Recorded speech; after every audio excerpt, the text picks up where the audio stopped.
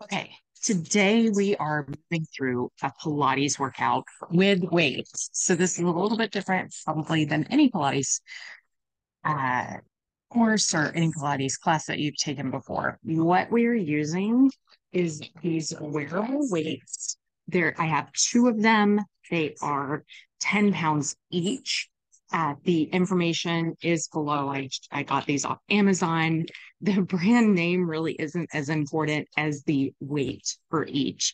It was really easy to find these wearable weights that were 5 pounds each. So for a total of 10 pounds, it was a lot harder to find ones that a 20-pound set. So the beauty of these wearable weights is that you can wear them both on your wrist and also your ankles. I'll demonstrate the ankles as we move through the Pilates workout this morning. The other beauty of these is that there is a Velcro top. It is equipped with 5 separate segments that contain these little sandbags or bean bags. Each one of these is 2 pounds each. So as you follow along with Rain Organica Fitness, what you'll see often is me using either these wearable weights or a pair of fire extinguishers, which I did not bring along as props this morning. Each one of those fire extinguishers is 2.4 pounds. These were my go-to during much of COVID, during much of the pandemic, was to use those 2.4 pound each fire extinguishers. You'll also see me on occasion, probably more so in future videos, using a set of dumbbells. Without further ado, let's go ahead and get into today's Pilates workout. Our first exercise is a traditional Pilates roll-up. In case you are new to Pilates, this would be a great time to get a refresher on how to do a Pilates, whether this is an in-person Pilates mat exercise or whether you watch a few YouTube videos. So I'll just go ahead and refer you over to that. You'll find links in this video to some of my favorite Pilates mat exercises. What we're doing with this particular roll-up is I've equipped myself with 6-pound weights. And so wear these on your wrist or hold them in your hands. So throughout, the closer that you can get the weight down to your hand, the more resistance. So anytime that weight starts to slide up towards your elbows, you're going to want to slide it back to your hand and be sure that if you are wearing these wearable wrist and ankle weights, you're going to want to be sure that you are strapped for those like appropriately. So they're strapped tight, and you can even pull them, past your wrist up over your hand and hold on to them, which is one of the things I love to do. So we have just a few more reps of these roll-ups. We are targeting about, well, honestly, probably about 30 seconds to 1 minute per move. And once you've completed your roll-ups, now go ahead and grab 2 of those sandbags, or your fire extinguisher. So 2 pounds or roughly 2 pounds in each hand. And let's do Pilates 100. To make this more challenging, feel free to leave those or to strap those weights onto your ankles while you're doing the Pilates 100. Otherwise, just keep the weights in your hand. If you feel like those 6 pounds that we started off with during the roll-ups were sufficient for you, you can go ahead and keep those on your wrist. Otherwise, just modify this as needed. And again, remember to keep proper form while you're doing that Pilates 100. As you can see in this video, I went ahead and added those weights, those wearable weights onto my ankles to make this even more challenging. Right now, they have 6 pounds each of those sandbags in each one. So it's 6 pounds per side. I dropped the hand weights at this point to give my arms a little bit of a break. So feel free to do the same. Modify this as needed. This is your workout. When you're doing the Pilates 100, you want to keep in mind not to let your lower back arch too far off the floor. Next, we're going to set up and get ready for our single and double leg. Why am I drawing a blank on this? Stretches, our single and double leg stretches.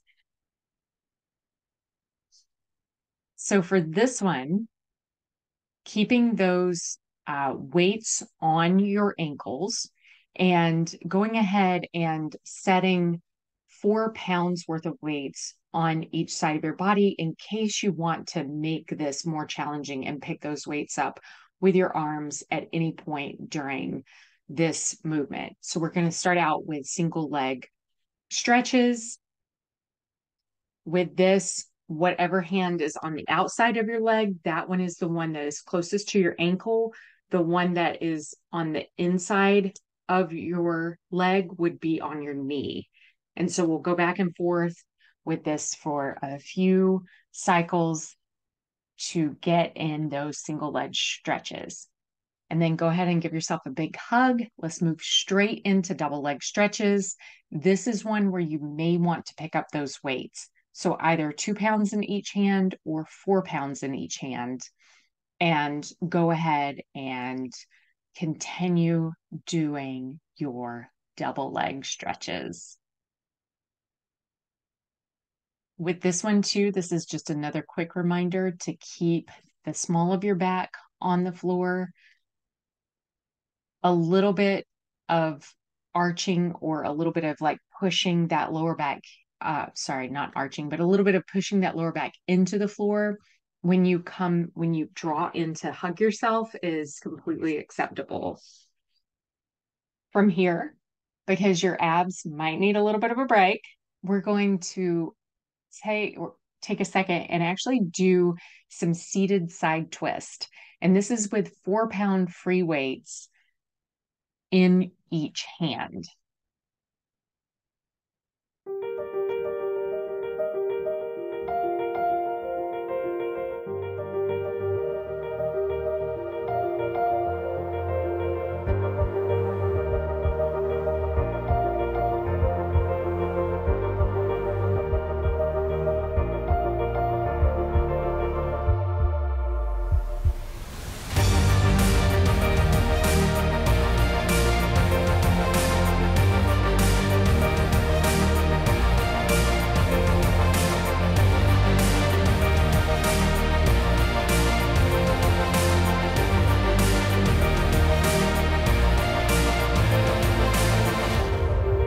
With your seated side twist, you really want to think about turning from the belly button out. And if it starts to get too difficult, feel free to drop those weights and switch out for 2-pound or 4-pound weights whenever it gets difficult. Your goal, ideally, you will want your arms long without any kind of bend in your elbow. However, if that weight starts to get too much, feel free to go ahead and bend your elbows.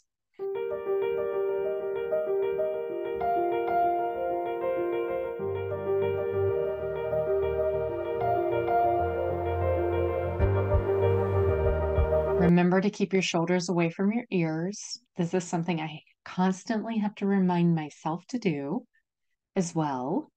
It's natural for us to want to lift our shoulders in an attempt to, move through when we have too much weight. So this one is not technically a Pilates move, but in this one, when you stay extended into your side twist, bring your most extended arm, so the arm that's behind you, in to touch your chest and then extend it again. And we're going to do several of these. And what it does is actually work the back of your arms a little bit. You may feel it ever so slightly in your tris or maybe the back of your shoulders. And it's a good way just to focus on this side twist while also getting some additional work in your arms and shoulders.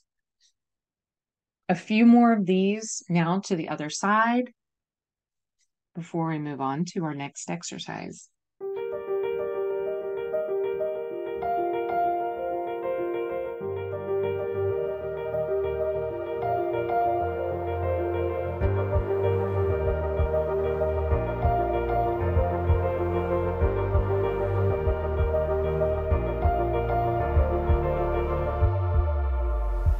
Now we're going to do spine stretch forward.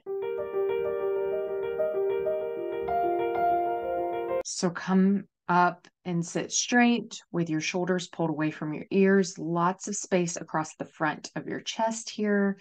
You want your chest wide open, your arms extended out in front of you, and maintain those weights in your arms while you're doing this spine stretch forward. For the next exercise, we're going to be moving into single and double leg. Why am I having such a hard time of thinking of what this is called today? Single and double leg, like the ones that we didn't do already. Anyways, not the stretches, the other ones, extensions. That's not it either. But anyways, so moral of the story is get your weights on your ankles during this time. If you have to strap in, go ahead and take the time now to do that.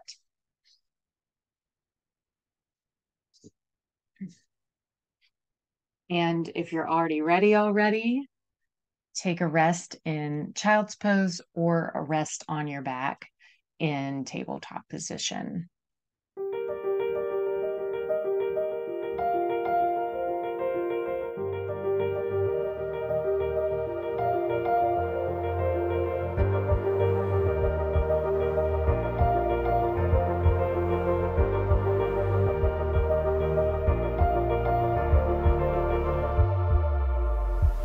All right, first up, we are doing double leg kick. So place your hands behind your head and either lift your head off the ground or keep it on the ground, whichever is more comfortable for you. I typically almost always, when given the opportunity, leave my head down for less stress on my neck. And we're moving into double leg kick. For this one, feel free to flex or point your feet. The most important piece of this is you are only taking your legs down far enough so that when you feel your lower back begin to arch off the floor, you stop, or begin to arch off your mat, you stop and pull those legs back up. At the top of this one, if you'd like, you're also able to lift your tailbone off the floor to give a little bit of extra up movement at the top of that one. And now we are moving into single leg kick. Let's go ahead and double time it. At the bottom, the leg that's closest to the mat, kick it twice while you pulse the leg that you're pulling into your chest twice. So we'll repeat that a few more times before moving into bicycle.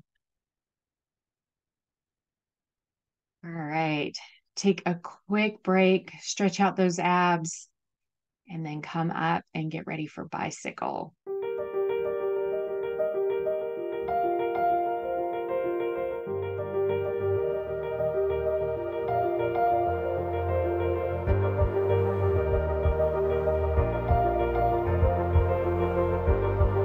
To make this even more challenging, instead of keeping your hands behind your head, you're able to take up a 2-pound or a 4-pound weight in each hand and extend your arms so that as you go from side to side with your legs, you're also going from side to side with your arms. This is almost like we're combining this the spinal twist movement with bicycle.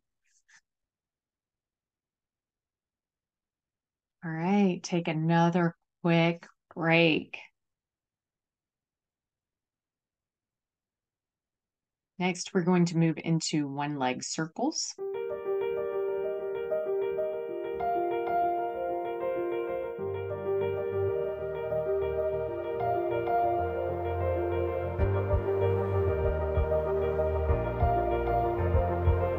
starting with your right leg. And you may feel a little bit of movement. Like the goal here is you want it to be a struggle to keep your left hip solidly grounded on the floor. I mean, that is the goal throughout this exercise, to keep your left hip grounded. And likewise, the other goal is always in Pilates, is to keep that lower back. You don't want any kind of arch. So, a normal um, curvature in the lower back is fine. Whenever we start to arch, we know that we're overextending in that direction. So now that we've completed the single leg circles on the right, or if at any time you get tired with the single leg circles on the right, because this can get quite intense at this point with the extra weight. Feel free to take these extra weights off and go ahead and complete your set. And then let's move over to the left side.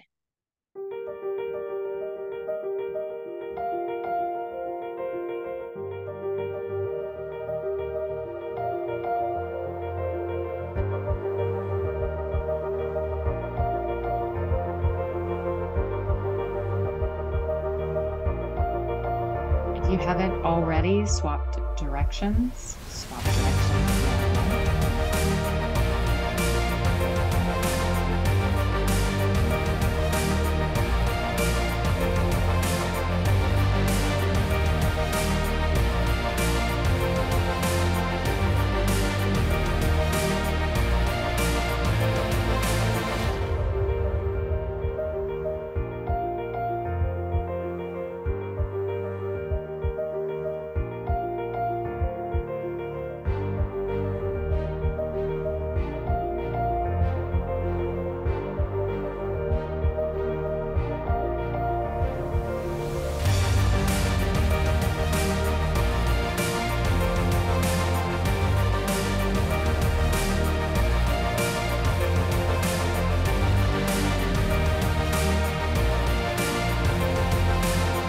Next, we're going to come up into a side lunge.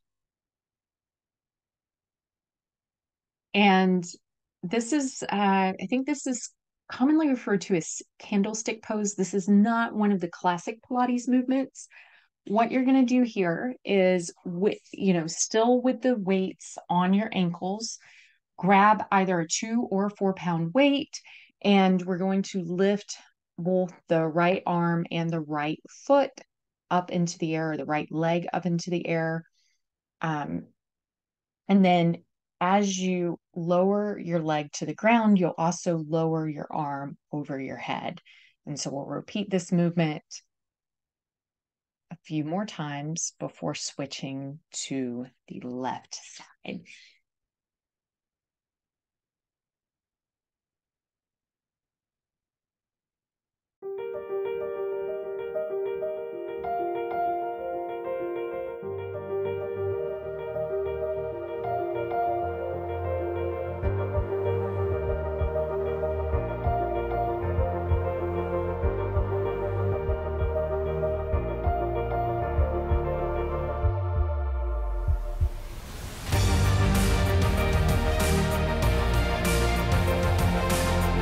Let's go ahead and switch to the left side now. So you bring your arm and your leg up together and then lower both together. Up together, lower together. Up together, lower together. And you want your hips stacked as much as possible in this movement. So your right hip over your left hip. A few more times. Feel free to point or extend your left foot.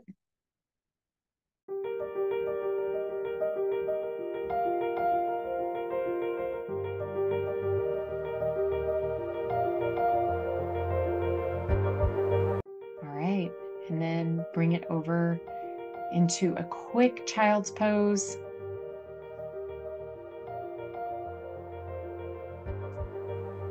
Come up into tabletop position and grab 4 pound weights in your left hand. We are doing a few back extensions. So just lifting your left hand up to parallel or slightly above parallel with your body.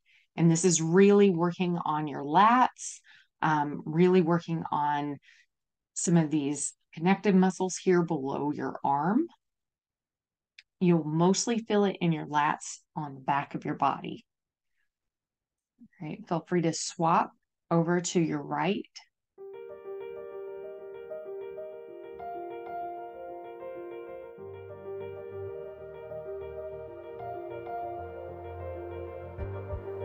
Do a few more.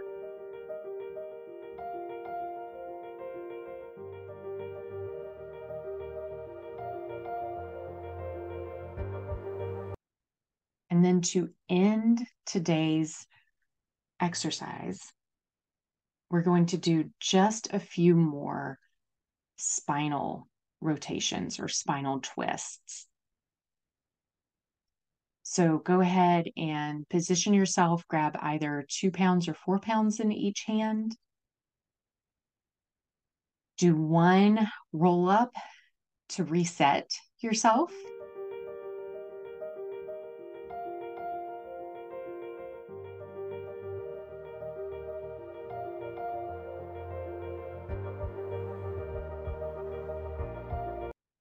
Two roll-ups to reset yourself.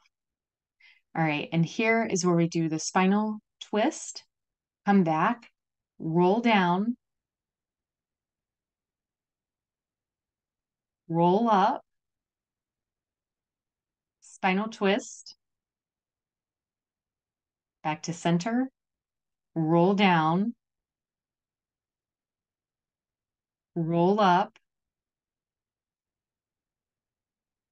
spinal twist in the same direction. So we're still working the same side, roll down,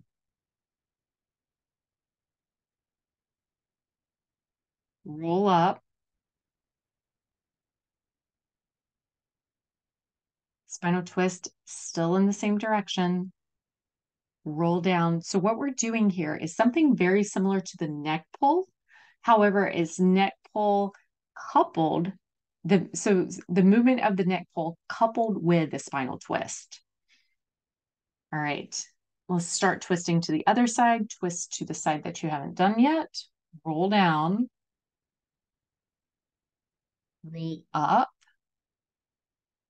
and really articulate your spine on that up. Twist again. Come back to center. If your arms are getting tired, feel free to drop the weights, or on the way down, pull those weights into your chest when you roll down. You still want to keep all of the proper form as any Pilates movement. So when we're rolling up, rolling down in Pilates, it's so important to articulate the spine. We want to roll through every single vertebrae on the way up and on the way back down. That is far more important than incorporating these extra weights. So whatever it takes for you to maintain your form, that's what we're going for. So again, if you're starting to fatigue, then pull those weights into your chest to roll down. Try to extend them on the way up. If that's too much for you, feel free to drop the weights entirely. A few more of these where we spinal twist back to the right, and you are done. Before starting any diet or exercise program, please consult your doctor or healthcare provider. By using these videos, you understand and agree that neither Rain Organica LLC nor any persons associated with Rain Organica have any liability to you for any injury or loss you may suffer in connection with the content that we may post. Please keep in mind that these videos are intended for people who are familiar with Pilates, yoga, and weight resistance training. And so if you are unfamiliar with any of those three categories, Pilates, yoga, or weight resistance training, please take the time to educate yourself on the basics for each of these before using these videos.